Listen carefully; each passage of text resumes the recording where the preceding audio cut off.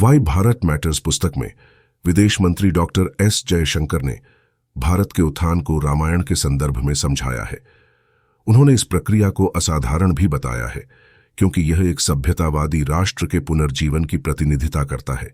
भारत के ऐतिहासिक धरोहर और संस्कृति में छिपी मजबूती को गले लगाने के साथ न्यू इंडिया, जिसे अक्सर भारत के समानार्थक के रूप में जाना जाता है, लोकतांत्रिक आदर्शों और तकनीकी आशाओं के मिश्रण से वर्तमान वैश्विक परिदृश्य का सामना कर रहा है। यह दुनिया न केवल चुनौतीपूर्ण है, बल्कि अतिनियमितता और अपूर्वता से भी चरित्रित है। यह पुस्तक भारत को उसके वास्तविक रूप में और उसके प्रतिनिधित्व के रूप में स्वीकार करने की बात करती है, और उसे ऐसे स्ट्रेटजेट्स में नहीं डालने के लिए जो दूसरों के एजेंडों को फायदेमंद हो। यह एक रोचक पढ़ाई हो सकती है जो विभिन्न दृष्टिकोणों और शैलियों की विविधता प्रस्तुत करती है। मैं हूं कुंजल और आप सुन रहे हो वाई भारत मैटर्स, विदेश मंत्री डॉक्टर एस जयशंकर बुक की ऑडियो बुक, सबसे पहले हिंदी में ऑडियो बुक सनातन XYZ पर। वह बुक दोस्तों आपके लिए लाया हूं हिंदी में। प्रस्तावना: पिछले एक दशक से मुझे न केवल विदेश नीति निर्माण के बारे में गहन जानकारी मिली है, बल्कि इस प्रक्रिया में भाग लेने का सौभाग्य भी मिला है। विदेश मंत्री EAM के रूप में और पहले विदेश सचिव और अमेरिका में राजदूत के रूप में इस अवधि का विश्लेषण, बहस और रणनीति बनाना ऐसे अभ्यास हैं जिनमें मैं गहराई से शामिल रहा हूं।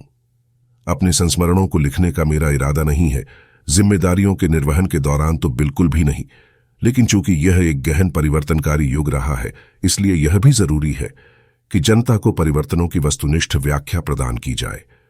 ऐसा प्रतीत होता है कि विश्लेषणात्मक दुनिया अपनी ही पूर्व धारणाओं में उलझी हुई है और उन विकासों को समझने के लिए संघर्ष कर रही है जो उसके ढांचे में फिट नहीं बैठते। राजनीतिक क्षेत्र असाधारण रूप से विवादास्पद हो गया है। कुछ पार्टियां ऐसे रुख अपना रही हैं जो उनकी अपनी सोच के खिलाफ हैं। इस अर्थ में संचार करने का बोझ वास्तविक प्रतिभागियों पर पड़ता है।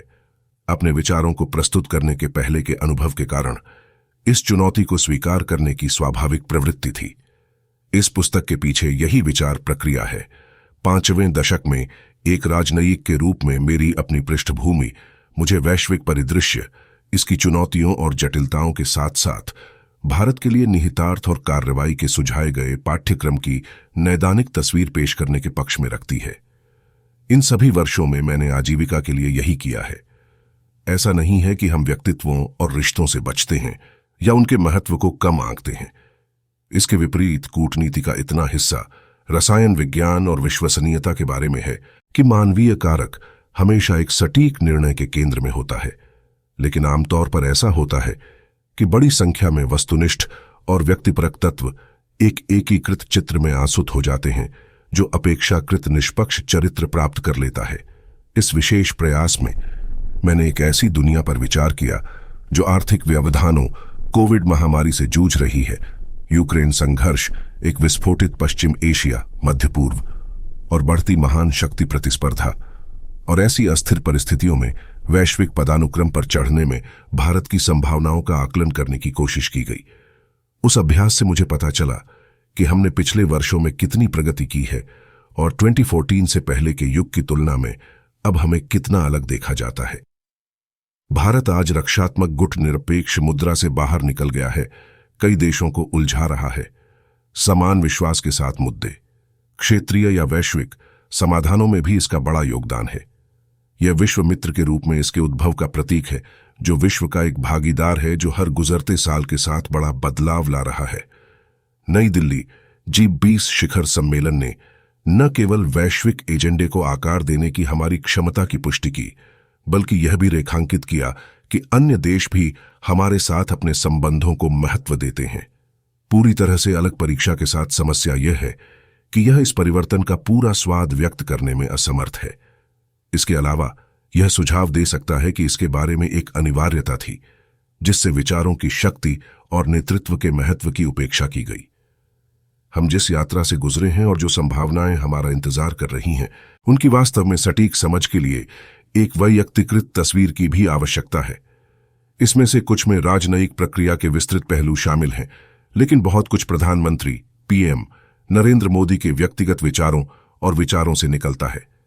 इसलिए कुछ झिझक के बाद मैंने इस पुस्तक के उपसर्ग में एक प्रस्तावना जोड़ने का निर्णय लिया। जिससे पाठक को यह पता चल सके कि नीतियां कैसे बनाई जाती थीं और निर्णय कैसे लिए जाते थे। नरेंद्र मोदी से मेरा व्यक्तिगत परिचय 2011 में शुरू हुआ, जब मैं चीन में राजदूत था और वह गुजरात के मुख्यमंत्री थे। उनकी यात्रा की प्रतीक्षा करते समय मैं तैयारियों की सूक्ष्मता और विभिन्न क्षेत्रों में चीन की प्रगति का आकलन करने में उनकी रुचि से दंग रह गया। मेरे लिए तब भी यह स्पष्ट था कि उन्होंने सभ्यतागत पुनरुत्थान के संदर्भ में भारत और चीन दोनों में विकास की परिकल्पना की थी। जो बात सबसे महत्वपूर्ण थी वह राजनीतिक ब्रीफिंग के लिए उनका अनुरोध था, क्योंकि वह विदेश में रहते हुए राष्ट्रीय पदों से विचलित नहीं होना चाहते थे। हमारे संबंधों के एजेंडे को देखते हुए जाहिर तौर पर आतंकवाद और संप्रभुता पर ध्यान केंद्रित किया गया था। यह ऐसी कार्यशैली से मेरा पहला परिचय था जिसमें व्यापक ब्रीफिंग और निरंतर फीडबैक पर जोर दिया गया था। मेरी संचयी धारणा मजबूत राष्ट्रवाद, महान उद्देश्यपूर्णता और विस्तार पर गहरा ध्यान देने की थी। दूसरों के विचारों और अनुभवों के प्रति उनका खुलापन भी प्रकट हुआ। साथ बिताए उन कुछ दिनों ने मुझे एशिया में तुलनात्मक आधुनिकीकरण पर अपने विचार व्यक्त करने और उनके अपने विचारों का आकलन करने की अनुमति दी। वह जापान की आर्थिक और प्रौद्योगिकी प्रगति के साथ साथ उनकी सामाजिक एकजुटता और सांस्कृतिक गौरव से भी स्पष्ट रूप से प्रभावित थे। मुझे यह भी याद है कि उन्होंने ली कुआन यू की नेतृत्व गुणवत्ता के बारे में अच्छा कहा था। यह कोई आश्चर्य की बात नहीं थी कि उन्होंने बाद में 2015 में अपने अंतिम संस्कार में शामिल होने का निश्चय किया।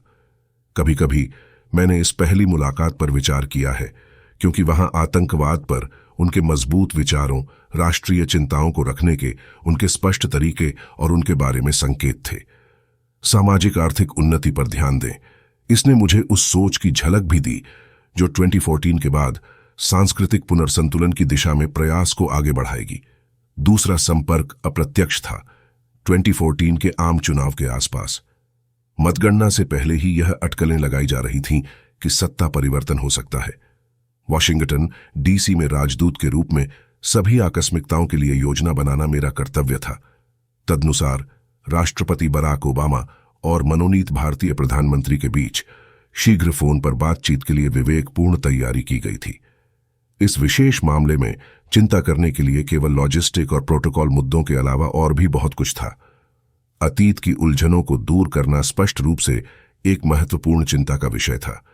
इस घटना में इसे प्रभावी ढंग से परिष्कृत किया गया, लेकिन यह प्रकरण राष्ट्रीय हित को आगे रखने और संभावित महत्वपूर्ण साझेदार के प्रति रणनीतिक दृष्टिकोण अपनाने की पीएम मोदी की प्रवृत्ति को सामने लाता है। इस अवधि के किसी भी विवरण में 2014 में मेडिसन स्क्वायर गार्डन घटना का संदर्भ शामिल होना चाहिए।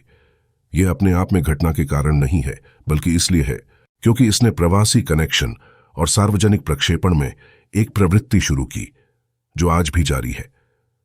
पीएम मोदी के साथ मेरी पहली मुलाकात में प्रवासी भारतीयों के प्रभाव और विदेशों में भारत की छवि को आकार देने के संदर्भ में यह विचार आया। मुझे अनिवार्य रूप से कहा गया था कि सभा का आयोजन होना चाहिए न्यूयॉर्क में, इस तरह से कि इसकी गूंज सबसे पहले वॉशिंगटन डीसी तक पहुंचे और फिर दुनिया भर में संदेश बने। उस अनुभव के बाद से ये मोदी कूटनीति का एक महत्वपूर्ण पहलू बनकर उभरा है, जिसने कई देशों और महाद्वीपों में सफलतापूर्वक यात्रा की है। लोकतांत्रिक दुनिया के नेता स्पष्ट रूप से उत्साहित हैं और अक्सर भाग लेने के लिए उत्सुक रहते हैं। डेनमार्क और जापान से लेकर अफ्रीका और ऑस्ट्रेलिया तक इसे एक राजनीतिक रॉक कॉन्सर्ट की तरह देखा जा रहा है। प्रवासी भारतीयों के लिए यह एक ही समय में प्रेरणा और मान्यता रही है, और इतना ही नहीं, यह इंडिया स्टोरी को दुनिया के साथ साझा करने के लिए एक हाई प्रोफाइल मंच के रूप में उभरा है, जो इसे लगातार अपडेट के साथ ताजा कर रहा है। प्रवासी भारतीयों के लिए यह चिंता स्वयं कारकों के संयोजन से उभरती है। यह भारत के कल्याण में उनके निरंतर योगदान के लिए सराहना व्यक्त करता है। साथ ही उन्हें उत्साहित करने से उनके अधिवासित समाज को भारत में अधिक रुचि लेने के प्रयासों को प्रोत्साहन मिलता है। लेकिन भारतीयों को वैश्विक कार्यस्थल के युग के लिए तैयार करने का गहरा मुद्दा भी है। इसके लिए उनकी गतिशीलता को सुविधाजनक बनाना, विदेश में रहने की उनकी सहजता को बढ़ाना, छात्रों, पेशेवरों आदि की विशिष्ट चिंताओं को संबोधित करना और सबसे महत्वपूर्ण संकट के समय उनके साथ खड़ा होना आवश्यक है। अन्य डोमेन में कार्रवाइयों के अनुरूप यहां भी घोषणाओं को डिलीवरी द्वारा समर्थित किया गया है। प्रधानमंत्री ने ऐसी आकस्मिकताओं के लिए ऑनलाइन पोर्टल, कल्याण कोष और प्रतिक्रिया प्रणाली की स्थापना में विशेष रुचि ली है। कूटनीति के बारे में बहुत कुछ व्यक्तिगत है, विशेषकर नेतृत्व के स्तर पर। पीएम मोदी की स्पष्ट उपलब्धियों में से एक अपने अंतर्राष्ट्रीय साथियों के साथ सही तालमेल स्थापित करने की क्षमता रही है। यह पश्चिमी नेताओं से लेकर खाड़ी के शासकों तक, लोकतांत्रिक राजनेताओं से लेकर कम चक्रीय शासकों तक और भारत के निकटतम लोगों से लेकर बहुत अलग लोकाचार वाले अन्य लोगों तक भिन्न हो सकता है। कोई निर्धारित फॉर्मूला नहीं है, लेकिन कोई देख सकता है कि कई रिश्ते अनुभवों के आदान प्रदान और उपलब्धियों के प्रति सम्मान से उभरे हैं। किसी भी प्रतिस्पर्धी डोमेन की तरह जो लोग अच्छा प्रदर्शन कर रहे हैं, चाहे वह लोकप्रियता रेटिंग, विचारों के स्रोत या शासन वितरण में हो, वे स्वाभाविक रूप से दूसरों की रुचि और प्रशंसा को आकर्षित करते हैं। लेकिन यह कुछ अधिक व्यक्तिगत या सांस्कृतिक भी हो सकता है। उदाहरण के तौर पर पीएम मोदी का उपवास का अनुशासन काफी चर्चा में रहा अपनी 2014 की अमेरिका यात्रा के दौरान और उसके बाद भी। इससे अंतर्निहित दृष्टिकोण के बारे में भी काफी जिज्ञासा पैदा हुई। इसी तरह योग का उनका प्रचार प्रसार और उसका स्वयं का अभ्यास अक्सर साथी नेताओं के साथ बातचीत का विषय होता था। और यह भोजन की आदतों और पारंपरिक चिकित्सा से लेकर संस्कृति, विरासत और इतिहास तक विस्तारित हुआ। इस हद तक कि जैसे जैसे इन मुठभेड़ों ने अपनी छाप छोड़ी, भारत ने भी अधिक दिमाग स्थान पर कब्जा कर लिया। फिर उन विचारों और विचारों का प्रभाव था जो पीएम मोदी अक्सर समसामयिक मुद्दों पर व्यक्त करते थे। 2015 में पेरिस में संयुक्त राष्ट्र यूएन जलवायु परिवर्तन सम्मेलन COP21 एक ऐसा अवसर था जहां उन्होंने सौर ऊर्जा की जोरदार वकालत से कई लोगों को आश्चर्यचकित कर दिया था। दरअसल कुछ पश्चिमी नेता इस उम्मीद से उनसे मिलने आए थे कि उन्हें जलवायु कार्रवाई के लिए बहस करनी होगी। उन्होंने भारत को अपनी मान्यताओं से कुछ कदम आगे पाया।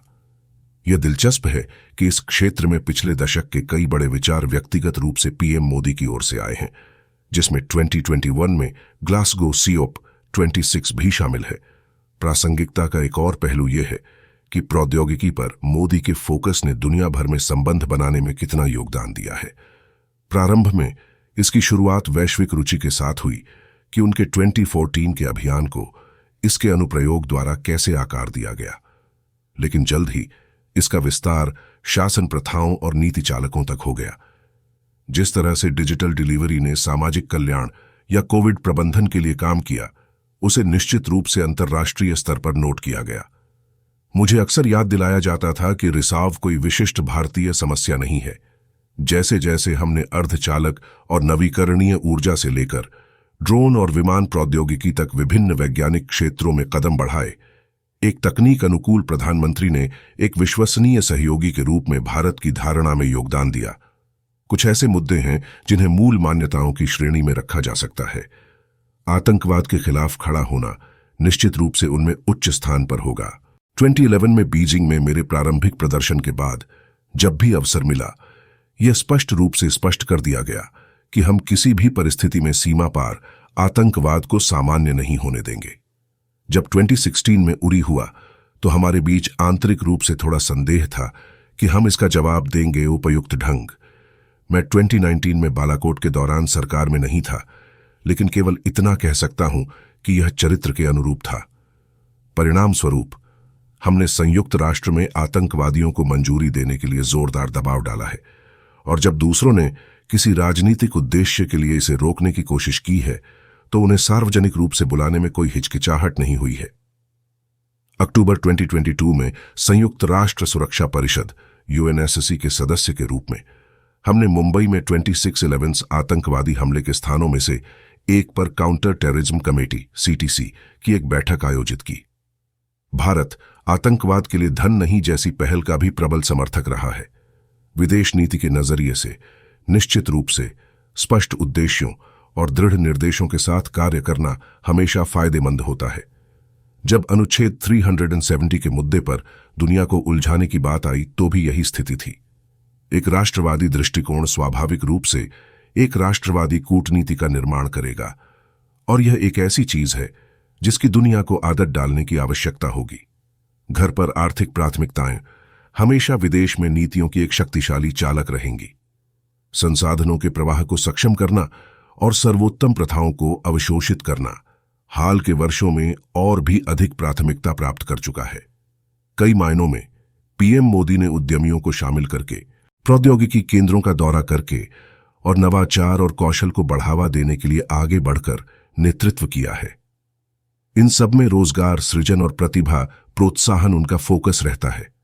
उनकी विदेश यात्राओं में अक्सर उन संस्थानों और गतिविधियों का दौरा होता है जो हमारे राष्ट्रीय प्रमुख कार्यक्रमों के लिए प्रासंगिक हैं। कोई भी भारत के विकास को गति देने और इसकी व्यापक राष्ट्रीय शक्ति का निर्माण करने के दृढ़ संकल्प को महसूस कर सकता है। कभी कभी इसका मतलब रूढ़िवादी सोच और वैश्विक मंत्रों के खिलाफ जाना हो सकता है। एक प्रासंगिक मामला 2019 में क्षेत्रीय व्यापक आर्थिक साझेदारी आरसीईपी में शामिल होने का था। काफी दबाव के बावजूद पीएम मोदी ने इसमें शामिल न होने का साहसी आह्वान किया। तब से उस निर्णय को भू राजनीतिक घटनाक्रमों द्वारा काफी हद तक मान्य किया गया है। अन्य व्यापार और आर्थिक वार्ताएं भी हुई हैं, जिनमें से प्रत्येक ने अपनी अपनी दुविधाएं प्रस्तुत की है। हमारी स्थिति सामाजिक परिणामों के बारे में स्पष्ट गणना और स्वस्थ अंतर्ज्ञान द्वारा निर्देशित की गई है। फिर भी मोदी सरकार को संरक्षणवादी दृष्टि से पेश करना एक बड़ी गलती होगी। इसके विपरीत हमारे इतिहास में शायद ही कभी ऐसा हुआ हो। वैश्विक पूंजी और प्रौद्योगिकी को आकर्षित करने के लिए और अधिक कड़े प्रयास किए गए हैं, जहां हमारे साझेदारों ने उचित शर्तों की पेशकश की है और हमारे राष्ट्रीय हितों को पूरा किया है। सौदेबाजी अक्सर उल्लेखनीय गति से की गई है। वैश्विक अर्थव्यवस्था की जटिलता, विशेष रूप से इसकी जटिल आपूर्ति श्रृंखलाओं की बहुत अच्छी सराहना की गई है और दृष्टिकोण की अंतर्राष्ट्रीयता को दृढ़तापूर्वक प्रदर्शित किया गया है, चाहे वह वैक्सीन मैत्री हो, प्रथम प्रत्युत्तरकर्ता संचालन हो या विस्तारित विकास भागीदारी हो। यदि भारत की कूटनीति अब अधिक चुस्त और रचनात्मक दिखाई देती है, तो इसका अधिकांश श्रेय उस नेता को जाना चाहिए जिसने सचेत रूप से इसे और अधिक समसामयिक और उत्तरदायी बनाने का प्रयास किया है। पूरी नेबरहुड फर्स्ट सोच 2014 के शपथ ग्रहण समारोह और उनके व्यक्तिगत अनुभवों से विकसित हुई। गैर पारस्परिक और उदार नीति के इस विचार को नौकरशाही को आत्मसात करने में समय लगा, लेकिन अंततः यह सफल हुआ। क्षेत्र में सभी के लिए सुरक्षा और विकास SAGR दृष्टिकोण विदेश मंत्रालय के भीतर भी लंबे समय से चली आ रही खामोशी को तोड़ने का एक प्रयास था। जब खाड़ी की बात आई तो भारत में उनकी रुचि की कमी के बारे में दशकों से आलसी धारणाएं थीं, जिन्हें दूर करना था। इजराइल और फिलिस्तीन के साथ हमने एक हाइफनेशन का अभ्यास समाप्त कर दिया है, जिसे हम पर लागू होने पर हम नाराज हो जाते हैं। इसके अलावा भारत ने फिलिस्तीनी राज्य की आवश्यकता पर अपनी स्थिति और आतंकवाद की स्पष्ट निंदा के बीच भी अंतर किया। अफ्रीका में नए दूतावास खोलने और अधिक गहराई से संलग्न होने पर ध्यान उस बात को व्यवहार में लाने पर था जिसका लंबे समय से उपदेश दिया गया था। जहां तक प्रशांत महासागर का सवाल है, 2014 तक यह वास्तव में हमारे क्षितिज से परे था। इन सभी परिवर्तनों का समुच्चय जब एक सुसंगत वैश्विक विश्लेषण के साथ जोड़ा जाता है तो एक बहुत अलग तस्वीर प्रस्तुत करता है।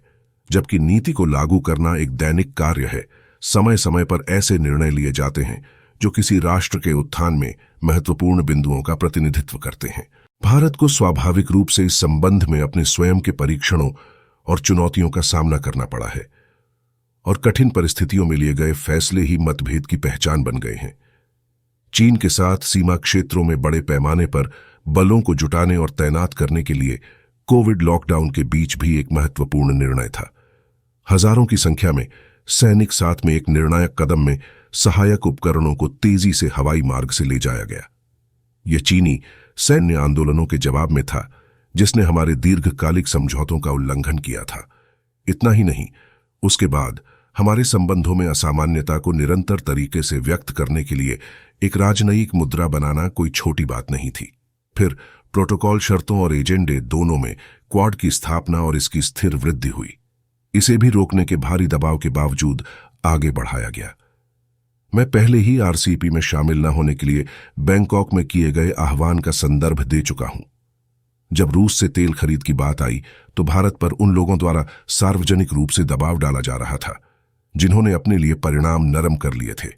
इनमें से प्रत्येक का निर्णय भारत के हितों को पहले रखकर किया गया था। ऐसे अवसर भी थे जिनमें क्षेत्रीय या वैश्विक प्रकृति की बड़ी चिंताएं शामिल थीं। एक तो वैश्विक दक्षिण में टीकों की आपूर्ति करने का आह्वान करना था, तब भी जब भारत में टीकाकरण चल रहा था। दूसरा कारण वह पैमाना और गति थी जिसके साथ भारत ने श्रीलंका की गंभीर आर्थिक जरूरतों को पूरा किया। दिलचस्प बात यह है कि जब I2U2 और भारत मध्य पूर्व यूरोप आर्थिक गलियारा IMEC पहल को पेश किया गया था, तो हमने अपनी प्रतिक्रिया की तेजी से अपने अन्य भागीदारों को आश्चर्यचकित कर दिया था। ठीक इसलिए क्योंकि क्षेत्र के हमारे विश्लेषण ने उनके आने की आशंका जताई थी। मोदी सरकार के भीतर एक प्रारंभिक उपदेश यह था कि दुनिया को भारत के बारे में अपनी सोच बदलनी चाहिए। इसका मतलब व्यापक स्पेक्ट्रम में क्षमताओं का निर्माण और प्रदर्शन करना था। इसके लिए हमें प्रमुख वैश्विक बहसों में शामिल होने और समस्या के बजाय समाधान के हिस्से के रूप में अधिक समझने की आवश्यकता थी। एक और उम्मीद यह थी कि भारत बड़ी जिम्मेदारियां उठाएगा और मजबूत योगदान देगा। अपनी ओर से हमने अपने समाज के परिवर्तन के विभिन्न आयामों को बेहतर ढंग से समझने का प्रयास किया। हमारा प्रयास भारत को अधिक विश्वसनीय और विश्वसनीय भागीदार के रूप में स्थापित करना भी था। इनमें से प्रत्येक कारक अंतर्राष्ट्रीय संबंधों को प्रभावित करने वाले प्रभाव के खेल में एक इनपुट बन गया। उन सभी को एक साथ लाने का मतलब है एक अलग कथा तैयार करना जो भविष्य को स्पष्ट करते हुए प्रगति को दर्शाता है। यह नए भारत के संदेश के प्रक्षेपण के लिए बहुत महत्वपूर्ण है। किसी प्रमुख देश की कूटनीति बहुत कठिन होती है, और भी अधिक जब वह एक उभरती हुई शक्ति हो। नेतृत्व और वैचारिक स्पष्टता से इसे क्रियान्वित करना आसान हो सकता है, लेकिन एक व्यापक दृष्टिकोण पर पहुंचना और उसे नियमित रूप से ताजा करना कोई आसान काम नहीं है। यदि पिछले दशक में हमारी अंतर्राष्ट्रीय प्रोफाइल अधिक तीव्र हुई है, तो यह नीतियों, निर्णयों और गतिविधियों की एक श्रृंखला का परिणाम है। सपनों और यहां तक कि लक्ष्यों को भी जमीन पर साकार करने के लिए रणनीति बनाने की जरूरत है। इसका मतलब है केंद्रित और निरंतर तरीके से बातचीत, निवेश और संदेश भेजना। जनता जो देखती है वह एक सुंदर हंस है, नीचे भयंकर नौकायन हो रहा है। पीएम मोदी की कार्यशैली की सबसे उल्लेखनीय विशेषता बड़ी तस्वीर और छोटी से छोटी बारीकियों को लगातार एकीकृत करने की क्षमता है।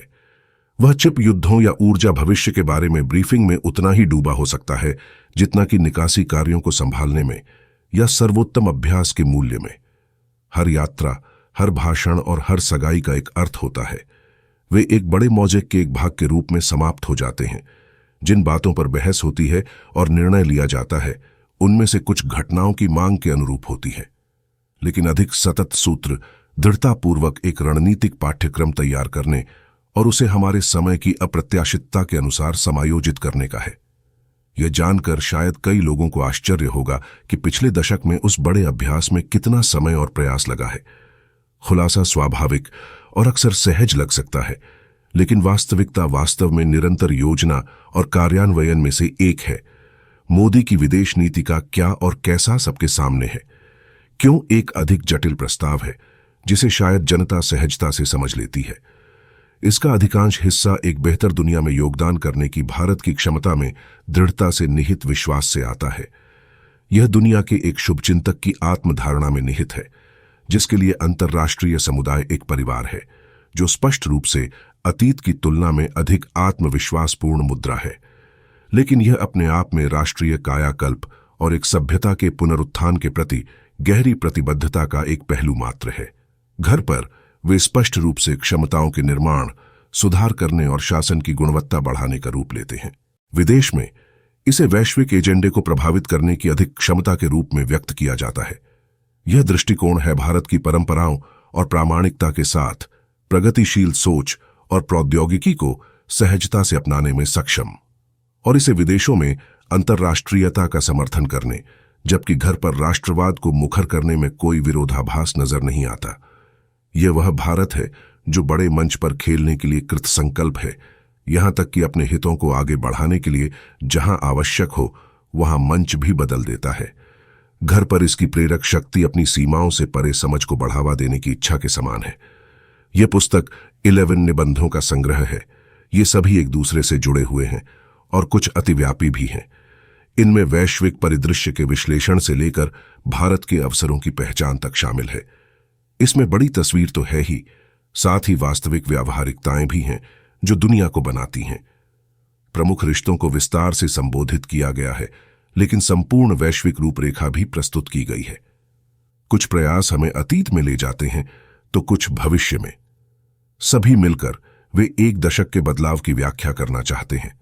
वैश्विक पदानुक्रम पर चढ़ने की भारत की खोज एक अंतहीन यात्रा है, लेकिन जैसा कि हम हुई प्रगति का जायजा लेते हैं और आने वाली चुनौतियों का अनुमान लगाते हैं, यह निश्चित रूप से आश्वस्त करने वाला है कि यह इतनी गहरी राष्ट्रीय प्रतिबद्धता और आत्मविश्वास से प्रेरित है।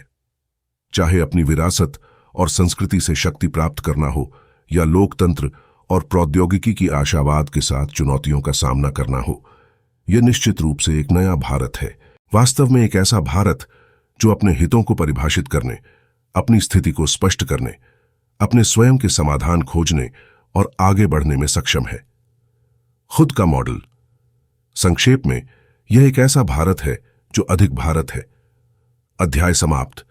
ऐसे अलग अलग देश की भाषा में बुक हिंदी में सुनना चाहते हो तो हमारे काम को लाइक कीजिए, सब्सक्राइब कीजिए। और आप किसी और बुक के बारे में ऑडियो बुक सुनना चाहते हो तो कमेंट में वह बुक का नाम लिख लीजिए। हम आपके वहां बुक कोई भी भाषा में होगी, हम आपको हिंदी में आपको सुनाई देंगे। फिर मिलते हैं। अध्याय 1 में एक विश्व दृश्य प्रस्तुत करना, गणना, संस्कृति और स्पष्टता एक। और आप सुन रहे थे audio book why Bharat matters विदेश मंत्री डॉक्टर एस जयशंकर बुक की ऑडियो बुक। सबसे पहले हिंदी में ऑडियो बुक सनातन XYZ पर वह बुक दोस्तों आपके लिए लाया हूं। हिंदी में हमारे काम को लाइक कीजिए, सब्सक्राइब कीजिए। जय श्री राम। फिर मिलते हैं नए अध्याय में। आप भी सुनिए, औरों को भी सुनाइए।